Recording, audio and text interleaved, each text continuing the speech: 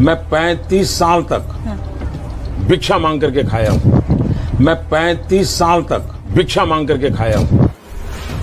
अब ये मत पूछिएगा कि साहब जब 35 साल तक भीख मांगते रहे तो क्या अक्खा इंडिया में एक भी ऐसा बंदा नहीं मिला जो नरेंद्र मोदी, माफ कीजिएगा बाबा नरेंद्र नाथ मोदी जी महाराज से एक बार भी पूछ सके कि गुरु तुम तो इतने हट्टे कट्टे हो, फिर भी भीख मांगते शर्म नहीं आती। तो भाई लोग, ये तो साहेब का ही जलवा है कि साहेब ने बचपन में चाय बेची मगर किसी ने नहीं देखा। साहेब ने स्कूल में पढ़ाई की मगर कोई क्लासमेट, कोई बैचमेट और कोई स्कूल फ्रेंड सामने नहीं आया। साहेब ने कॉलेज में पढ़ाई की मगर कोई टीचर सामने नहीं आया जो बात कर सके कि उसने साहेब को पढ़ाया है। सोचिए 1992 में साहेब 42 साल की उम्र में आडवाणी के रथ पर दिखे थे। तब आडवाणी जी सांसद थे। जाहिर है तब आडवाणी जी इनसे भीख मंगवा के अपना खर्च तो चलाते नहीं रहे होंगे। मतलब ये हुआ कि साहेब उससे पहले ही भीख मांगते रहे होंगे। साहेब ने कहा 35 साल भीख मांगे, मतलब 42 में से 35 साल निकाल दें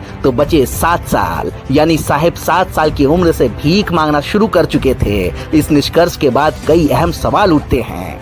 पहला ये कि साहेब 7 साल की उम्र से 42 साल की उम्र तक भीख मांगते रहे तो चाय कब बेची, और दूसरा माँ बाप और बड़े भाई किस तरह के इंसान रहे होंगे जो 7 साल के बच्चे से भीख मंगवाते थे। दरअसल साहेब टनाटन झूठ बोलते हैं। जज्बातों को बेचने की पिनक में जुबान से दिमाग का कनेक्शन कट जाता है। जुबान से बोलने के लिए दिमाग के कमांड की भूमिका होती है जो साहेब पर लागू नहीं होता। दरअसल ये झूठ हमारी राजनीति के उदंड हो जाने का शोकगीत है, हमारे नेताओं के झूठे हो जाने का यशगान है और सत्ता की कुर्सी पर बैठे लोगों के उज्जट हो जाने का अराजक अभियान है। ऐसे झूठ को सुनने के लिए भी हिम्मत चाहिए और उसमें विश्वास करने के लिए जरूरी है कि सुनने वाला भी उज्जट और बेशर्म हो। भारतीय जनता पार्टी के लिए साहेब का ये झूठ अपने सीने में धसाया जाने वाला कृति स्तंभ है। अपने सतरंगी झूठ के साथ भारतीय राजनीति की शालीन परंपरा में बीजेपी के प्रधानमंत्री ने बेशर्मी की नाल ठोक दी है।